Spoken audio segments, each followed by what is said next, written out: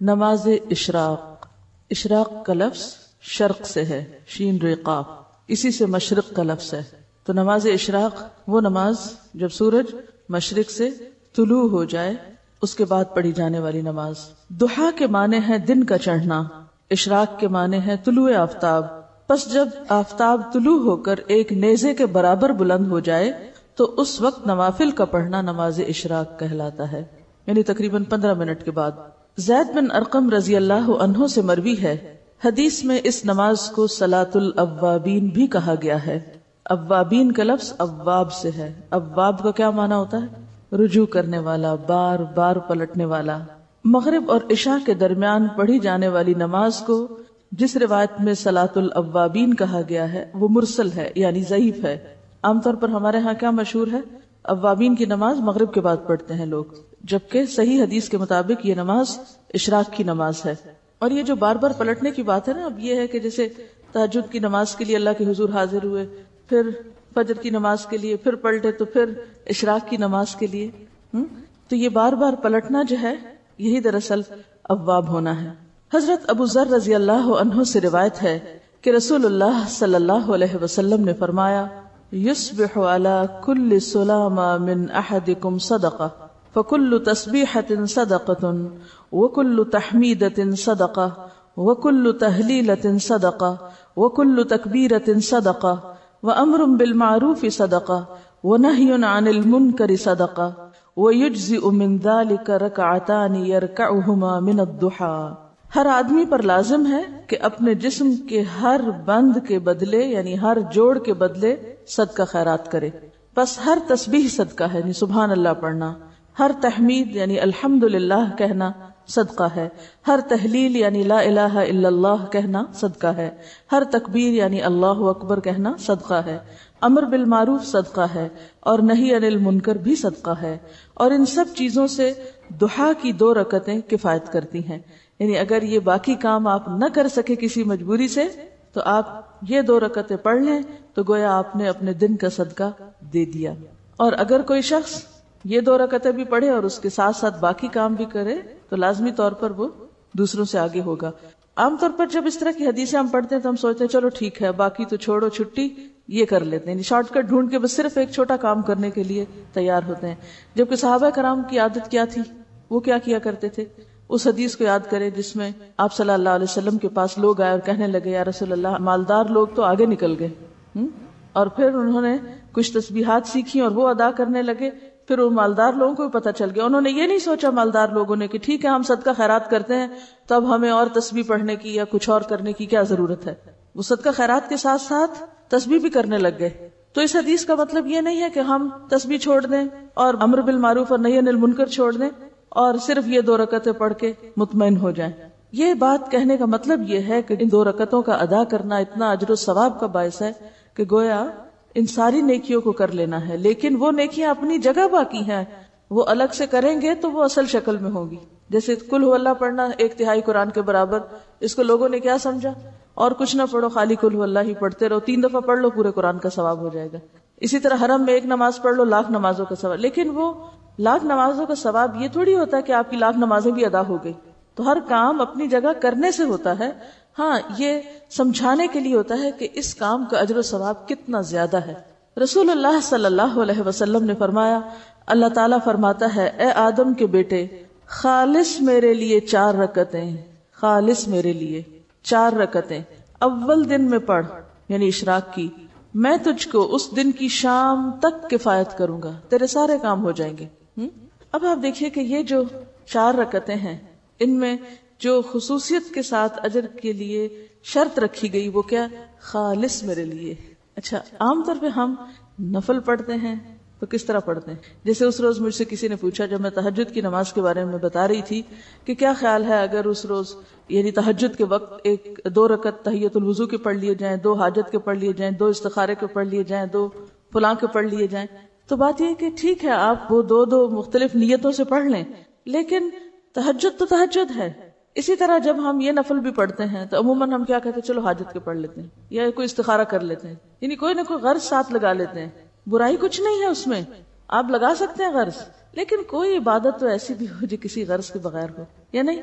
ہاں اپنی ساری غرضیں اللہ کے سپرد کر دینا اور خالص اس کے ہو جائے، پھر وہ آپ کی ہر چیز کے لیے کافی ہو جائے گا. اصل میں ہمارا ذہن یہ ہوتا ہے کہ جیسے مختلف چیزیں ہمارے ہاتھ میں ہے نا، ہم یہ کر کے یہ کروائیں اللہ تعالیٰ سے، یہ پڑھ کے یہ کروائیں، اس چیز سے یہ مسئلہ حل کرائیں. لیکن وہ جو ایک مکمل بھروسے کی کیفیت ہے، ایک توکل اور یقین اور ہر غرض سے اوپر اٹھ کے خالص اس کا ہو جانا، اس کا لطف ہی کچھ اور ہے. سمجھے کیا کہ میں یہ صرف اللہ کے لیے اپنے آپ کو خالص کر کے پڑھ رہی ہوں، مجھے کوئی اس کے بدلے دکھاوا نہیں کرنا کہ میں دوسروں کی نظر میں اچھی ہو جاؤں کہ لوگ سمجھے بہت نفل پڑھنے والا ہے. تو خالص کام اور ملاوٹ والا کام فرق ہے. معاذہ رضی اللہ عنہا نے حضرت عائشہ صدیقہ رضی اللہ عنہا سے دریافت کیا، رسول اللہ صلی اللہ علیہ وسلم نماز ضحیٰ کتنی رکعتیں پڑھتے تھے؟ وہ فرماتی ہیں 4 رکعتیں، اور جس قدر اللہ تعالیٰ چاہتا آپ اس سے زیادہ بھی پڑھتے. ام ہانی فرماتی ہے رسول اللہ صلی اللہ علیہ وسلم نے فتح مکہ کے دن غسل کیا اور 8 رکعات نماز ضحیٰ پڑھی. معلوم ہوا کہ اشراق کی رکعتیں 2، 4 یا 8 ہیں جو سنت سے ثابت ہیں. حضرت ابو ہریرہ رضی اللہ عنہ نے فرمایا، مجھے میرے پیارے دوست نبی صلی اللہ علیہ وسلم نے 3 چیزوں کی وصیت کی، جب تک میں زندہ رہوں گا ان کو نہیں چھوڑوں گا.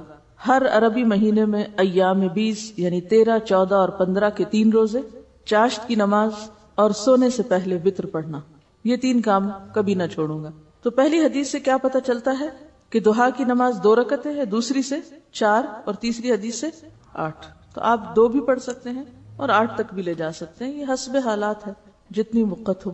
حضرت ابو ہریرہ رضی اللہ تعالیٰ عنہ کی مصروفیت کچھ اور طرح کی تھی، تو تہجد کے لیے نہیں اٹھ سکتے تھے، تو وہ سونے سے پہلے پڑھ لیتے تھے. سب کے لیے ہو سکتا ہے. اگر آپ تہجد پڑھنا چاہتے ہیں تو پھر تو آپ صبح ہی پڑھیں گے نا، وہ تو الگ مسئلہ ہے. اصل میں یہ اشراق چاشت ایک ہی ہے، اگر ذرا پہلے پڑھ لیں تو اشراق ہے، تھوڑا دیر سے کریں تو چاشت ہے.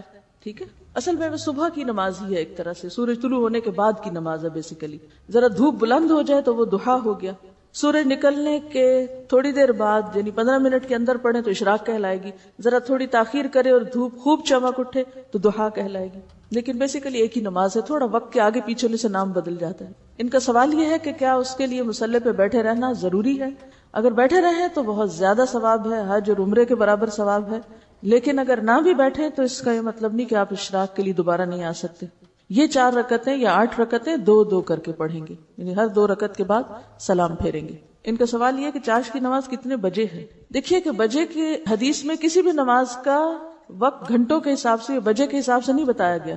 اس میں سورج غروب ہونے کے بعد، سورج طلوع ہونے کے بعد، سورج طلوع ہونے سے پہلے، زوال ہونے کے بعد، دن ڈھلنے کے وقت، اس طرح کے اوقات بتائے گئے ہیں تاکہ دنیا میں آپ کہیں بھی ہو تو سورج کے اتار چڑھاؤ سے، آسمان کی روشنی سے اپنا کیلنڈر اور اپنی گھڑی، یعنی آسمان پر سورج کا نکلنا اور غروب ہونا اور ڈھلنا اور اونچا نیچا ہونا، یہ ایک عالمی کلاک ہے. آسمان آپ کے لیے کیا ہے؟ کلاک. اور اس کی سوئی کیا ہے؟ سورج. ٹھیک ہے، تو ساری نمازیں اسی سے کسی نہ کسی طرح جڑی ہوئی ہیں، تک عشاء کی نماز بھی جب روشنی ختم ہو جائے. ایک بات میں آپ کو پتہ کی بتا دوں دین پر عمل کرنے کے سلسلے میں، جس میں آپ کو بڑی سہولت ہو جائے گی. سمعنا وأطعنا. سورج نکلا ہے، ایک نیزے برابر ہوا ہے، پڑھ لو، بس پڑھ لی. 2، 4، 8 بس ٹھیک ہے. اگر بہت ڈیٹیلز میں جائیں گے، اب اگر اگلا سوال آپ کا یہ ہو کہ صورتیں اس میں کون سی پڑھیں، کتنی طویل ہو، سجدے کتنے ہوں، مشکل میں پڑھتے جائیں گے. سمپلی ایک بات سنیں اور اس کو جتنی سمجھ آتی وہ کر لیں اور انشاءاللہ اس میں خیر ہوگی. نماز استخارہ کا بیان. جب کسی کو کوئی جائز امر درپیش ہو اور وہ اس میں متردد ہو، اسے کروں یا نہ کروں، یا جب کسی کام کا ارادہ کرے تو اس موقع پر استخارہ کرنا سنت ہے. اس کی صورت یہ ہے کہ 2 رکعت نفل خشوع و خضوع اور حضور قلب سے پڑھے، رکوع و سجود اور قومہ و جلسہ بڑے اطمینان سے کرے، پھر فارغ ہو کر یہ دعا پڑھے: اللہم انی استخیرک بعلمک واستقدرک بقدرتک واسألک من فضلک العظیم فانک تقدر ولا اقدر وتعلم ولا اعلم وانت علام الغیوب. اللہم ان کنت تعلم ان هذا الامر خیر لی فی دینی ومعاشی وعاقبت امری فاقدره لی ویسره لی ثم بارک لی فیہ. وَإِن كُنْتَ تَعْلَمُ أَنَّ هَذَا الْأَمْرَ شَرٌّ لِّي فِي دِينِي وَمَعَاشِي وَعَاقِبَةِ أَمْرِي فَاصْرِفْهُ عَنِّي وَاصْرِفْنِي عَنْهُ وَاقْدُرْ لِيَ الْخَيْرَ حَيْثُ كَانَ ثُمَّ رَدِّنِي بِهِ. یا الہی، تحقیق میں اس کام میں تجھ سے تیرے علم کی مدد سے خیر مانگتا ہوں، اور حصول خیر کے لیے تجھ سے تیری قدرت کے ذریعے قدرت مانگتا ہوں، اور میں تجھ سے تیرا فضل عظیم مانگتا ہوں۔ بے شک تو ہر چیز پر قادر ہے اور میں کسی چیز پہ قادر نہیں، تو ہر کام کے انجام کو جانتا ہے اور میں کچھ نہیں جانتا، اور تو تمام غیبوں کا جاننے والا ہے۔ الہی اگر تو جانتا ہے کہ یہ کام جس کا میں ارادہ رکھتا ہوں میرے لیے میرے دین، میری زندگی اور میرے انجام کار کے لحاظ سے بہتر ہے تو اسے میرے لیے مقدر کر اور آسان کر، پھر اس میں میرے لیے برکت پیدا فرما۔ اور اگر تیرے علم میں یہ کام میرے لیے میرے دین، میری زندگی اور میرے انجام کار کے لحاظ سے برا ہے تو اس کام کو مجھ سے اور مجھے اس سے پھیر دے، اور میرے لیے بھلائی مہیا کر جہاں کہیں بھی ہو، پھر مجھے اس کے ساتھ راضی کر دے۔ نبی صلی اللہ علیہ وسلم نے فرمایا کہ پھر اپنی حاجت بیان کرو، اس وقت ضرورت بتاؤ کہ کیا چاہیے۔ جب آپ یہ مسنون استخارہ کر کے کوئی کام کریں گے تو اللہ تعالیٰ اپنے فضل سے ضرور اس میں بہتری کی صورت پیدا کرے گا اور برائی سے بچائے گا۔ استخارہ رات یا دن کی جس گھڑی میں بھی آپ چاہیں کر سکتے ہیں سوائے اوقات مکروہہ کے۔ استخارہ کا لفظی معنی ہوتا ہے خیر مانگنا، خیر کی طلب، یعنی اللہ تعالیٰ سے کسی معاملے میں بھلائی چاہنا، بھلائی کی دعا، یعنی ایک طرح سے حاجت کی دعا ہے یہ، ٹھیک ہے؟ اپنی حاجت اللہ تعالیٰ کے سامنے رکھ کے یہ مانگنا کہ یا اللہ اگر یہ درست ہے تو آپ اس کو کر دیں، اور اگر یہ درست نہیں کام میرے لیے تو آپ مجھے اس سے پھیر دیں، اور جہاں خیر ہے وہاں مجھے لے جائیں، ٹھیک ہے؟ ایک بات تو یہ ہے۔ دوسری بات یہ کہ آپ صلی اللہ علیہ وسلم صحابہ کرام کو استخارے کی دعا اسی طرح سکھاتے تھے جیسے کوئی سورت سکھائی جاتی ہے۔ تیسری بات یہ کہ حدیث میں آتا ہے ما خاب من استخارہ، وہ شخص نامراد نہ ہوا جس نے استخارہ کیا۔ چوتھی بات یہ ہے کہ جن کاموں کا شریعت نے حکم دیا ہے اور جن کا ثواب یا جن کا فائدہ بالکل واضح ہے ان میں استخارے کی ضرورت نہیں ہوتی۔ مثلا آپ یہ استخارہ نہیں کریں گے کہ میں آج روزہ رکھوں یا نہ رکھوں، نماز پڑھوں کہ نہ پڑھوں، حج کروں کہ نہ کروں، زکوٰۃ دوں کہ نہ دوں، اس میں نہیں استخارہ ہوگا۔ کیوں؟ استخارہ اس کام میں ہوتا ہے جس میں آپ متردد ہوں، جس کام کا آپ کو حکم مل چکا ہو وہاں استخارہ نہیں کیا جاتا۔ اس کے ساتھ ساتھ ایک اور اہم بات یہ بھی یاد رہے کہ بعض لوگ خود استخارہ کرنے کی بجائے دوسروں سے کرواتے ہیں، اور یہ روش ایک وبا کی شکل اختیار کر گئی جس نے جگہ جگہ دوسروں کے لیے استخارہ کرنے والے اسپیشلسٹ پیدا کر دیے، حالانکہ اپنے لیے خود استخارہ کرنے کی بجائے کسی اور سے استخارہ کروانا خلاف سنت ہی نہیں، کاہن اور نجومی کی تصدیق کرنے کے مترادف ہے، اور یہ انتہائی غلط بات ہے، خصوصاً جبکہ استخارہ کروانے والا استخارہ کرواتا ہی اس نیت سے ہے کہ مجھے ان بزرگوں سے کوئی پکی خبر یا واضح مشاہدہ ملے گا جسے بعد میں وہ من و ان سچا جان کر کسی کام کے کرنے یا نہ کرنے کا فیصلہ کرتا ہے۔ حالانکہ استخارے کے لیے نہ تو یہ لازمی ہے کہ سونے سے پہلے کیا جائے، نہ یہ لازم ہے کہ خواب میں کوئی اشارہ ہو، سیدھی سی بات ہے، ضرورت مند وقتاً فوقتاً استخارہ کرتا رہے حتیٰ کہ اللہ تعالیٰ اس کا سینہ کھول دے۔ مزید تسلی چاہتا ہے تو کسی اچھے شخص سے مشورہ کر لے، پھر جو کام کرے گا اللہ تعالیٰ اس میں بہتری کی صورت پیدا کر دے گا۔ تو استخارہ ایک طرح سے اللہ تعالیٰ سے مشورہ بھی ہے، حاجت کی دعا بھی ہے، یہ کسی سے کروانے والا کام نہیں۔ اور اگر کوئی یہ کہ میں نے تمہارے لیے کیا اور میں نے یہ خواب دیکھا ہے اور تم یہ کام اب کر لو، تو یہ ایسے ہی جیسے کوئی نجومی آپ کو خبر دے رہا ہو کہ یہ کام تمہارے حق میں بہتر ہے یا نہیں، یا کوئی حساب کتاب لگانے والا آپ کو لگا کے بتائے کہ ہاں یہ کاروبار آپ کریں یا اس میں فائدہ ہوگا یا نہیں ہوگا، تو یہ کوئی معمولی بات نہیں ہے۔ استخارے کو بہت مس یوز کیا جا رہا ہے اور بہت غلط جگہ استعمال کیا جا رہا ہے اور غلط معنوں میں استعمال کیا جا رہا ہے، اس سب سے بچنے کی ضرورت ہے۔ دین کے معاملات میں جیسے مختلف علماء کی آراء ہیں تو اس میں استخارے کی ضرورت نہیں ہے، اس لیے کہ کہیں سنت سے یہ ثابت نہیں، نہ صحابہ کرام کے طریقے سے کہ انہوں نے بعد میں جب اختلاف کیا تو اس اختلاف کو جاننے کے لیے استخارہ شروع کر دیا۔ اور یاد رکھیے، اگر ایک بات آپ کے ذہن میں واضح ہو کہ استخارہ غیب کی خبر جاننے کا نام نہیں، استخارہ غیب معلوم کرنے کا نام نہیں، استخارہ غیب کے پردے میں چھپے ہوئے حقائق کو جاننے کا نام نہیں، کہ کوئی شخص یہ سمجھے کہ میں نے استخارہ کیا تو مجھے غیب کی خبر ہو گئی، انتہائی غلط ہے، یہ چیز پھر شرک میں داخل ہو جائے گی۔ کہیں شادی کا ارادہ ہو یا کاروبار کا یا کسی بزنس ڈیل کا یا بڑے سودے کا یا کسی شخص کے ساتھ کوئی معاہدہ کرنے کا، کوئی کانٹریکٹ کرنے کا، تو اس موقع پر ضرور اللہ تعالیٰ سے مشورہ کریں کہ یا اللہ اگر تو یہ میرے لیے بہتر ہے تو ہو جائے۔ یہ ہے جگہ استخارہ کرنے کی۔ استخارہ یہ نہیں ہوتا کہ یا اللہ یہ بہتر ہے کہ نہیں، مجھے تو یہ بتا کہ یہ بہتر ہے کہ نہیں، یہ نہیں ہے استخارہ۔ استخارہ یہ ہے کہ یا اللہ اگر یہ بہتر ہے تو کر دے اور اگر نہیں تو پھیر دے۔ یہ دعا میں کیا مانن ہے کہ یہ پوچھا گیا کہ یا اللہ یہ بہتر ہے تو مجھے بتا دے کسی خواب میں یا کسی اشارے میں، یہ نہیں ہے اس کا معنی استخارے کا جو عام طور پر نکالا جاتا ہے۔ یہ کہہ رہے ہیں کہ بعض لوگ کہتے ہیں کہ ہم تو گناہگار ہیں اس لیے ہم یہ نہیں کر سکتے، تو آپ ہمارے لیے کر دیں. تو ہماری ایسے گناہگاروں سے درخواست ہے کہ اگر انہوں نے اعتراف کر ہی لیا گناہ کا تو کون سی چیز ان کو توبہ سے روکے ہوئے؟ فوراً توبہ کریں اور فوراً اللہ کے حضور جھک جائیں اور یہ نماز پڑھیں، پہلے توبہ کی پڑھ لیں اور پھر استخارہ کی پڑھ لیں. یہ کہتی ہیں کہ انہوں نے بیٹے کی شادی کرنی تھی تو انہوں نے کسی سے استخارہ کرایا تو انہوں نے کہا بالکل نہ کرے، تباہی و بربادی ہے. کہتے ہیں کہ صبح میں قرآن پاک پڑھی تھی اس کے بعد تو اس میں ایک آیت آئی جس کا مطلب یہ تھا کہ غیب کا علم اللہ کے سوا کسی کو نہیں. تو اس پر یہ چونکی اور انہوں نے اللہ پہ بھروسہ کر کے وہی رشتہ کر دیا. اور کہتی ہیں کہ اس بچی کے آنے کے بعد گھر میں الحمدللہ کوئی ایسی پریشانی کی بات نہیں، رحمتیں ہیں، برکتیں ہیں. اور الحمدللہ کہ انہوں نے اللہ پر یقین اور بھروسہ کیا، ورنہ ایک جھوٹے شخص کی خبر کی تصدیق کر کے ایمان بھی گواتی اور دنیا کا بھی نقصان اٹھاتی.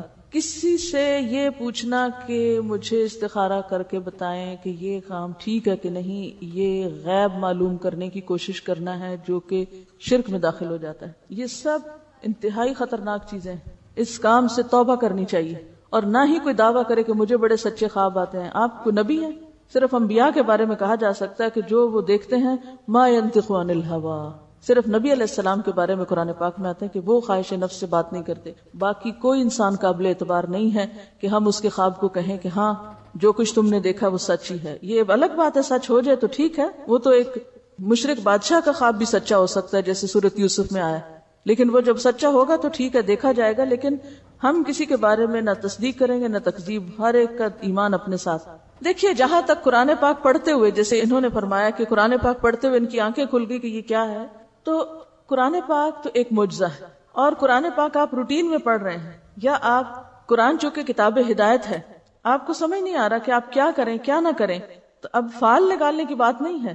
آپ قرآن پاک پڑھتے ہیں اور پڑھتے پڑھتے اللہ تعالیٰ کی طرف سے کوئی آیت آپ کو سمجھ میں آ جاتی ہے کہ اچھا کرنے کا کام تو یہ ہے، اور آپ وہ کر لیتے ہیں.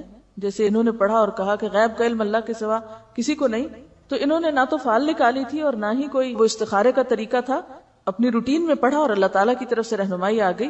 تو اس طرح تو کیا آپ کو روز قرآن سے رہنمائی نہیں ملتی؟ ہر روز نہیں ملتی. میں تو جب سے قرآن پڑھا رہی ہوں تقریباً روز اس کا تجربہ کرتی ہوں کہ جس دن جو آیتیں پڑھاتی ہوں وہ ایسا لگتا ہے کہ اس دن کے کسی مسئلے کا حل تھا، یہ کسی مسئلے کا، یہ کسی بات کا جواب تھا. تو یہ تو قرآن کا معجزہ ہے. تو زندہ کتاب ہے نا، چونکہ یہ اللہ کا کلام ہے. کلام یہ جب آپ پڑھتے ہیں نا تو اللہ تعالیٰ آپ سے کلام کر رہا ہوتا ہے. لیکن یہ فال نکالنے کی کتاب نہیں ہے کہ آپ آنکھیں بند کر کے کھولیں اور پھر 10 صفحے پلٹیں اور پھر 10ویں لائن پہ دیکھیں. اگر جنت کی آیت ہے تو کام کر لیں، اگر جہنم کی ہے تو کام نہ کریں، اور اگر وہ نہ جنت کی ہو نہ جہنم کی پھر کیا کریں.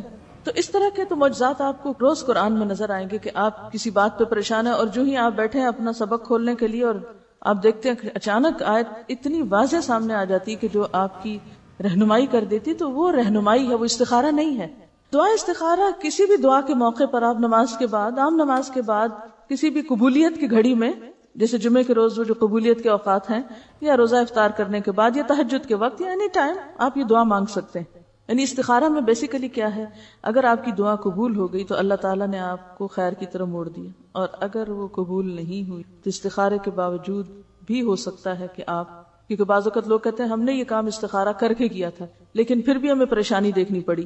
اب ایک اور بات یہاں یاد رکھیے کہ ہم صرف ظاہری علم رکھتے ہیں، ہم ظاہراً پیش آنے والی پریشانیوں کو اپنے لیے مصیبت سمجھ لیتے ہیں، حالانکہ بعض اوقات اسی کے پردے میں خیر چھپی ہوئی ہوتی ہے، اور ہم استخارے کو بلیم کرنا شروع کر دیتے ہیں. کیونکہ تو واضح طور پہ حدیث میں آتا ہے نا کہ ما خاب من استخارہ، وہ ناکام نہ ہوا جس نے استخارہ کیا. اس کا یہ مطلب ہے کہ انجام اچھا ہی ہوگا بہرحال، اگر وقتی طور پہ راستے میں رکاوٹیں آ بھی رہی ہیں، کیونکہ زندگی کو پھولوں کی سیج تھوڑی ہے کہ ایک استخارے کی وجہ سے آپ کے سارے مسئلے حل ہو جائیں گے. کوئی مسئلوں کا حل تو نہیں ہے نا استخارہ. یہ بھی ایک کھیل بنا ہوا ہے کہ پہلے رشتہ کی بات کر لیتے ہیں سب کچھ کرا کے، اور پھر بعد میں استخارے کا بہانہ کر دیتے ہیں کہ ہمارے استخارے میں اچھا نہیں آیا، تو آپ پہلے ہی استخارہ کر لیتے. یہ کہتی ہیں کہ اگر ہم استخارہ کرتے ہیں اور کوئی اچھا یا برا خواب آتا ہے تو اس کے ساتھ اس کو ریلیٹ کر دیا جائے. میں سمجھتی ہوں وہ اچھا برا خواب ویسے بھی آنا تھا، اگر آپ اس رات نہ بھی استخارہ کرتے تو وہ آنا تھا. تو اس لیے اس خواب کو سیپریٹلی اچھا برا دیکھیں. ضروری نہیں کہ وہ استخارے کا نتیجہ ہو وہ خواب. اصل میں یہ جو ہمارے اندر شیطان کا جو وار ہے یہ بڑا ہی گہرا وار ہے کہ کسی نہ کسی طرح انسان کے اعمال ضائع کرواؤ، اس کو یہ خوش فہمی دلا کے کہ تم غیب جانتے ہو اور تمہیں تو سب پتہ چل جاتا ہے اور پردے کے پیچھے کی چیزیں بھی تمہیں معلوم ہوتی ہیں. ہمیں شیطان کے اس وسوسے اور دھوکے سے باہر آنے کی ضرورت ہے. بعض اوقات اتفاق ہو جاتا ہے، کوانسیڈنس، اتفاق ہو جاتا ہے کہ ادھر آپ نے استخارہ کیا، ادھر کوئی ایسا خواب آ گیا، ادھر استخارہ کیا، ادھر کوئی شخص آپ کو رستے میں مل گیا، تو اسے اللہ کی مدد سمجھیں. لیکن یہ ضروری نہیں ہے کہ خواب ضرور آئے، کیونکہ بعض لوگ کہتے ہیں ہمیں خواب ہی نہیں آ رہا، اب کیا کریں، پھر دوبارہ آ جاتے ہیں پریشان ہو کر. کسی حدیث میں یہ نہیں آیا کہ اگر ایک دفعہ استخارہ کرنے سے خواب نہ آئے تو پھر دوسرے دن پھر کرو اور تیسرے دن اور 7 دن کرو. یہ کہاں لکھا ہوا ہے کہ اتنی دفعہ کرتے چلے جاؤ؟ بس کیا، 2 نفل پڑھے، دعا کی، بات ختم. اگر آپ ویسے نفل پڑھ کے دعا کرنا چاہتے ہیں کرتے رہیں، کوئی فرض کے درجے میں نہیں ہے. بہرحال یہ نفل نمازوں کی بات ہو رہی ہے، ٹھیک ہے. یہ کہتے ہیں کہ لوگوں کو آج کل ٹی وی پہ گمراہ کیا جا رہا ہے، وہ کیوں نہ کریں، وہ محنت کر رہے ہیں. آپ سو رہے ہیں، جن کے پاس اچھے نظریات ہیں، صحیح علم ہے، وہ تو عافیت کی زندگی گزار رہے ہیں. ہمیں پتہ چل گیا، خوش ہیں، ہمارے لیے کافی ہے. عوام جو کر رہے ہیں وہ انتہائی غلط کر رہے ہیں، اور فلاں بھی برا کر رہا ہے، اور فلاں، یہ تبصرہ کر کے پھر ہم اطمینان سے بیٹھ جاتے ہیں. ہم میں سے کتنے لوگوں نے کوشش کی کہ ہم ایک غلط چیز کی جگہ ایک صحیح چیز لے آئیں؟ کیا ایسا کرنا محض آرزوؤں اور تمناؤں سے ہو جاتا ہے؟ اگر آپ چاہتے ہیں کہ ٹیلی ویژن پر ایک خرابی ختم کی جائے، اس کا حل کیا ہے؟ ایک جلوس نکالیں، اخبار میں ایک بیان دیں، شور مچائیں، اپنی مجلسوں میں بیٹھ کے ان کو برا بھلا کہا کریں، مسئلہ حل ہو جائے گا. کیا کرنا ہوگا بتائیے مجھے، کیا کرنا ہوگا؟ اس سے بہتر پروگرام تیار کر کے دینا ہوگا، اس سے بہتر پروگرام تیار کر کے دینا ہوگا. ایک پروگرام کی تیاری میں کتنا وقت لگتا ہے پتہ ہے آپ کو؟ کتنی محنت کرنی پڑتی، کتنے اس میں فنڈز چاہیے ہوتے ہیں، کتنے وسائل چاہیے ہوتے ہیں، کتنا خون جلانا پڑتا ہے. جو لوگ یہ پروگرام تیار کرتے ہیں، کبھی جا کے ان سے ملاقات کیجئے اور پتہ کیجئے کہ ان کی زندگی کیا زندگی ہے. وہ رات رات بھر کام کرتے ہیں، بعض اوقات ہم رات رات بھر سوتے ہیں اور سویرے اٹھ کے تبصرے فرماتے ہیں اخبار پڑھ کے، یہ بھی برا اور وہ بھی برا. یہ تو حل نہیں ہے مسائل کا. آپ دیکھیے کہ نبی صلی اللہ علیہ وسلم شعر سنتے بھی تھے، شاعر کو انعام بھی دیتے تھے. جب حج ہوتی تھی، حسان بن ثابت کو خود کہتے تھے جواب دو، اور دعا کرتے تھے ان کے لیے، اللہم ایدہ بروح القدس. اور پھر مسجد نبوی میں سنے جاتے تھے شعر.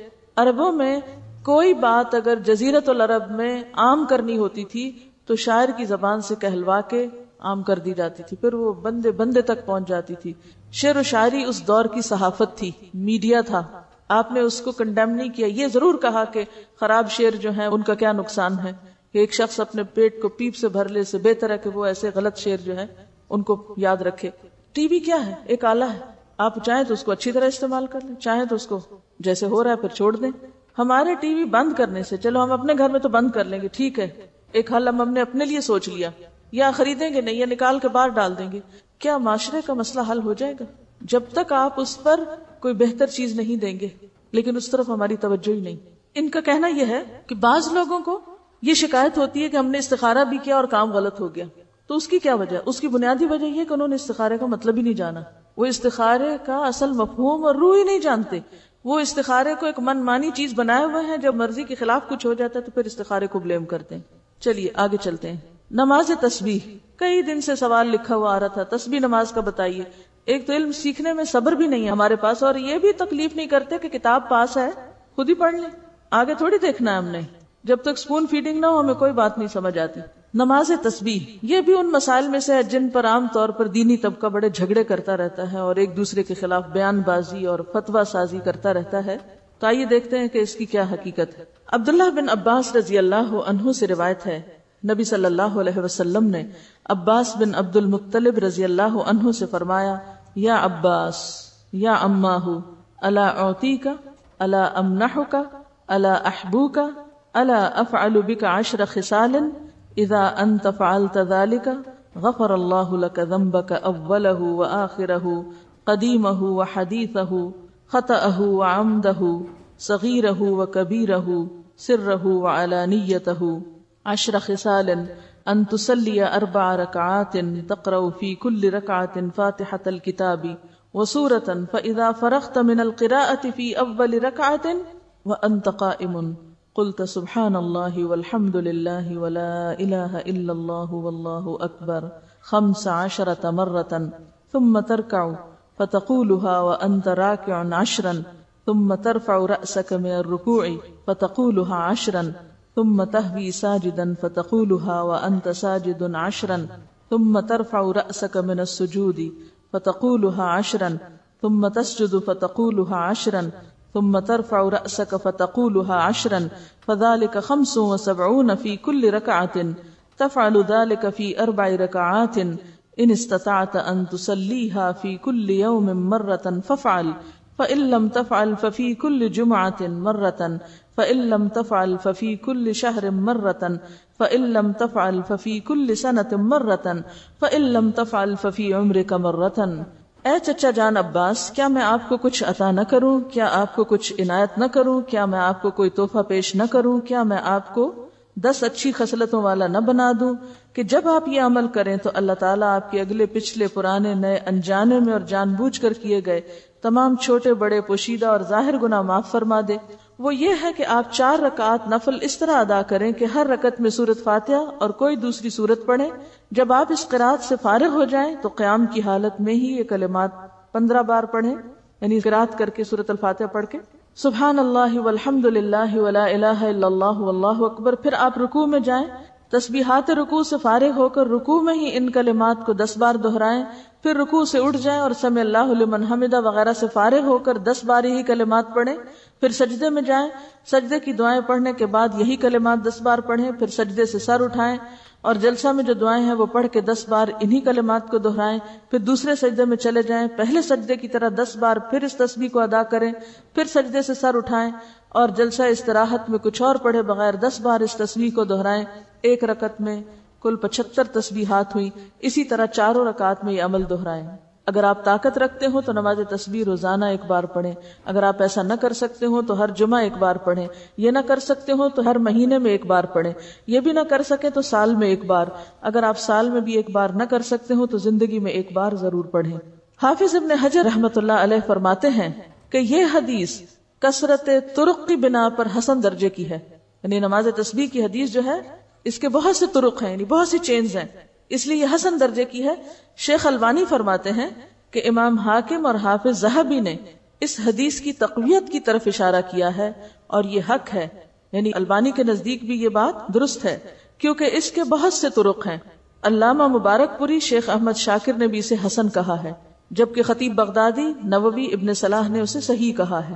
بعض اوقات صحیح لغیر ہی ہوتی ہے، یعنی ایک چین میں اگر ایک چیز کی کمی تو دوسری میں وہ نہیں، تو ایک کی کمی دوسرے نے پوری کر دی تو وہ حسن کس درجے پہ آ گئی؟ صحیح کے. لیکن وہ صحیح لذاتی ہی نہیں بلکہ لغیر ہی ہے، یعنی خود سے صحیح نہیں تھی بلکہ دوسری چین نے اس کو صحیح بنا دیا. نماز تسبیح میں تسبیحات تشہد میں التحیات سے پہلے پڑھیں بخلاف دوسرے ارکان کے. ٹھیک ہے، باقی تو یہ نا سورۃ فاتحہ وغیرہ پڑھ کے تلاوت کر کے پھر تسبیح پڑھیں. اسی طرح سجدے کی تسبیح پڑھ کے پھر یہ تسبیحات پڑھیں. سمع اللہ لمن حمدہ کہہ کے پھر تسبیحات پڑھیں. سجدے کی تسبیح پڑھ کے پھر یہ تسبیحات پڑھیں. اسی طرح دوسرے سجدے سے اٹھ کے پڑھ کے پھر اٹھیں. لیکن تشہد میں آپ کیسے پڑھیں؟ تشہد سے پہلے بخلاف دوسرے ارکان کے. نماز تسبیح کے بعد پڑھی جانے والی دعا کی سند سخت ضعیف ہے. معلوم نہیں وہ کون سی دعا ہے، میرے علم میں تو نہیں. بہرحال جو بھی لوگ کو خاص دعا پڑھتے ہیں وہ ضعیف ہے. اس کے راوی عبد القدوس بن حبیب کو حافظ ہیثمی نے متروک اور عبداللہ بن مبارک نے کذاب کہا ہے. یاد رہے کہ اس حدیث شریف میں نماز تسبیح کو باجماعت ادا کرنے کا ذکر نہیں ہے، صرف انفرادی عمل کے طور پر نبی صلی اللہ علیہ وسلم نے اپنے چچا جان کو اس کی ترغیب دی ہے. لہٰذا جو مسلمان نماز تسبیح ادا کرنا چاہے اسے چاہیے کہ پہلے نماز تسبیح کا طریقہ سیکھے، پھر اسے تنہائی میں اکیلا پڑھے. یہ رویہ بھی انتہائی مہلک ہے کہ بندہ فرض نمازوں پہ تو توجہ نہ دے مگر نماز تسبیح ادا کرنے کے لیے ہمہ وقت بے تاب رہے. لہٰذا فرض نمازوں کے تارک کو پہلے سچی توبہ کرنی چاہیے، پھر وہ نماز تسبیح پڑھے تو اسے یقیناً فائدہ ہوگا، کیونکہ فرض قضا کر کے نفل پڑھنے میں فائدہ نہیں ہوتا. نفل اس وقت فائدہ مند ہوتے ہیں جب آپ فرض بھی پڑھ رہے ہو. تو بہت سے لوگ فرض تو پڑھتے نہیں اور کبھی کبھی صلاۃ التسبیح پڑھ کے سمجھتے ہیں کہ سارے فرض ان کے ادا ہو گئے، جبکہ ایسا نہیں. فرض اپنی جگہ فرض ہے. ٹھیک ہے. کسی نے مجھ سے اس پہ بات کی کہ آپ کیوں اجازت دیتی ہیں لوگوں کو تسبیح نماز پڑھنے کی، تو اس میں نے ان سے کہا کہ حدیث کے اس طرح روایات یعنی چین موجود ہیں، اور میں نے کچھ درخل 10 12 13 سال پہلے ان روایتوں کو بھی جمع کیا تھا. یہ جو ابو داؤد کی روایت ہے نا، تو ابو داؤد کی ایک شرح ہے اون المعبود. تو یہ جو شروحات ہوتی ہے نا حدیث کی کتابیں، جیسے بخاری کی فتح الباری ہے، تو جب آپ کسی حدیث کی شرح وہاں پڑھتے ہیں تو اس میں آپ کو دوسرے طرق بھی مل جاتے ہیں، یعنی آپ کو اور چینز بھی مل جائیں گی کہ یہ حدیث ان الفاظ کے ساتھ فلاں نے روایت کی، اس کے ساتھ فلاں نے کی، تو اون المعبود میں اس کی جو باقی چینز تھی وہ موجود تھی. وہ میں نے اپنی ڈائری پر ایک نوٹ کر لی، جب کبھی مجھ سے کوئی سوال کرتا تو بتا دیتی. تو مجھ سے کسی نے حجت کی، ٹھیک ہے آپ نے حضرت عباس کو بتائی تھی، خود تو نہیں پڑھی تھی، مجھے یہ بتائیے کہ کیا آپ کا بتانا کافی نہیں؟ یہ کوئی دلیل ہے؟ دوسری بات یہ کہ بعض اوقات جماعت سے بھی لوگوں نے پڑھی، اور جن پڑھانے والوں میں میں خود بھی شامل تھی، اگرچہ اب میں اس کو بہت عرصے سے بالکل ترک کر چکی ہوں، کیونکہ افضل یہی ہے کہ جماعت سے یہ چونکہ نہیں پڑھنے کو کہا گیا تو نہ پڑھی جائے. اگرچہ کئی نفل نمازیں جماعت سے بھی پڑھی جاتی ہیں، جس میں نماز تراویح بھی ہے اور کچھ اور، لیکن اس کے باوجود کہ جماعت سے اس کا بہت اہتمام کرنا جو ہے ایک نئی بدعت کو رواج دینے کے مترادف ہو جائے، کیونکہ لوگ اس میں پھر خود نہیں گن سکتے، نہیں پڑھ سکتے، تو بعض اوقات وہ آسانی سمجھتے کہ چلو، اور بعض لمبی نماز اکیلے پڑھنے مشکل ہوتی، سب کے ساتھ مل کے پڑھنے. تو اس کے لیے بھی جس کو سامنے رکھ کے میں عمل کرتی تھی وہ یہ کہ نفل نماز چونکہ جماعت سے پڑھی گئی ہے، اور یہ بھی ایک نفل نماز ہے، تو کوئی حرج نہیں اگر کوئی جماعت سے بھی پڑھ رہا ہے، لیکن پھر بھی بہتر یہی ہے کہ آپ الگ پڑھیں، اور کم از کم مجھ جیسے لوگ اس چیز کو اتنی ہوا نہ دیں. جب تک اس بات کا مجھے نہیں علم تھا کہ زیادہ پسندیدہ یہ ہے، اس وقت تک میں خود اس کو جماعت سے پڑھاتی بھی رہی ہوں اور پڑھتی بھی رہی ہوں. تو افضل کیا ہے؟ اکیلے پڑھیں. لیکن ایک بات یاد رکھیں، بعض اوقات لوگ صرف نماز تسبیح پڑھنے کے بہانے آ جاتے ہیں اور پھر آپ ان کو جو چاہیں سکھا لیں. مجھے اچھی طرح یاد ہے کہ جب میں نے تبلیغ کا عام کام شروع کیا تو ابتدا میں ہم نماز تسبیح کی دعوت دیتے تھے، کہتی ہوں کہاں سے لوگ آ جاتے تھے، آپ سوچ ہی نہیں سکتے. اور جب وہ آ جاتے تھے میں ان کو بٹھاتی تھی، میں کہتی تھی یہ نفل ہے، پہلے فرض پورا کرو. وہ کہتے تھے کیا؟ میں کہتی تھی علم حاصل کرنا فرض ہے، پہلے درس کریں گے پھر تسبیح پڑھیں گے. اور اس طرح الحمدللہ اس علم کے شوق میں پھر بہت سی اچھی باتیں انہیں سکھائیں. کرتے کرتے لوگوں کو نماز تسبیح تو بھول گئی اور درس یاد ہو گئے. سیکھنے سکھانے کا سلسلہ. تو اس میں یہ ہے کہ بہرحال پھر بھی میں یہ کہوں گی کہ نفل نماز کی چونکہ جماعت سے پڑھنے کی رخصت موجود ہے، تو کبھی اگر کسی نے ایسا کر لیا تو ہم اس کو حرام یا بدعت یا ایسا نہیں قرار دیں گے. جس چیز کی ایک گنجائش کہیں موجود ہے تو کبھی دین کے فائدے میں اسے کر بھی لیا جائے تو وہ کفر میں شامل نہیں ہو جاتا. یا تو یہ نا بالکل ہی دلیل نہ ہو کہ نفل نماز کی جماعت کی دلیل ہے ہی نہیں، پھر تو غلط ہے. لیکن اگر دلیل ہے، جیسے اتبان بن مالک کی روایت میں آتا ہے، انہوں نے اپنے گھر کے ایک حصے کو مسجد بنانا چاہا تو آپ کو دعوت دی، آپ تشریف لائے، سب لوگ اکٹھے ہوئے، تو آپ نے فرض نماز کے علاوہ ایک وقت میں نفل وہاں باجماعت پڑھائے. اسی طرح حضرت انس کے گھر گئے کہ آپ حضرت انس آگے تھے، پھر وہ پیچھے خاتون تھی. مسلم کی روایت میں آتا ہے فصلی بنا فی غیر صلاۃ الفریضۃ، یا کچھ ایسا لفظ ہے کہ ہمیں آپ نے فرض نماز کے علاوہ وقت میں نفل نماز جو تھے جماعت سے پڑھائے. تو اکا دکا اگر مثالیں ملتی ہیں تو کبھی اکا دکا دفعہ اگر آپ ایسا بھی کر لیں تو گناہ میں شامل نہیں ہوگا. ہاں یہ ضرور خیال کریں کہ نوافل فرائض پر نہ چھا جائیں، کہ لوگ فرض بھول جائیں اور نفل کی طرف چل پڑیں، بلکہ نفل کے لیے آئیں تو ان کو فرض یاد دلائیں. وآخر دعوانا ان الحمد للہ رب العالمین.